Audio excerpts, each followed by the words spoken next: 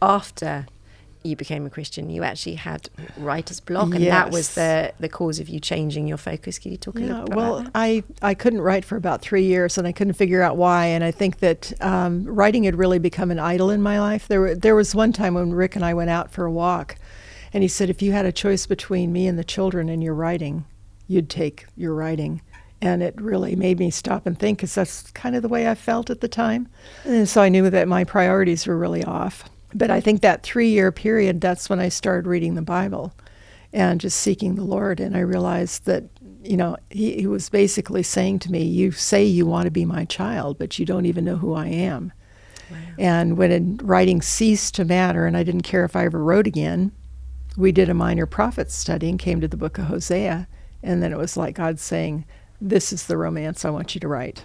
Wow. And that was the last one that I did for the general market. And it was in the same genre and the same time period I'd been working in, because it was geared at the people who'd been reading my work.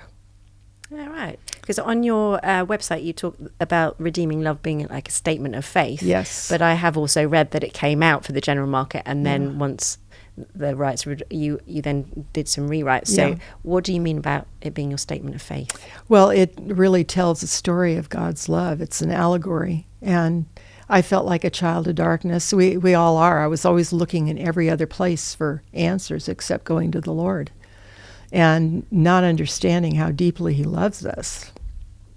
So that prophet story really got through to me. And I'd grown up in the church, so I'd heard the gospel. I believed, but I think there's a huge difference between Jesus as just your Savior, and then you figure, I can do whatever I want to do, he'll save me, rather than having him as Lord of your life. And you're looking to him to guide you in every aspect of your life. And I think that's when the change started happening for me.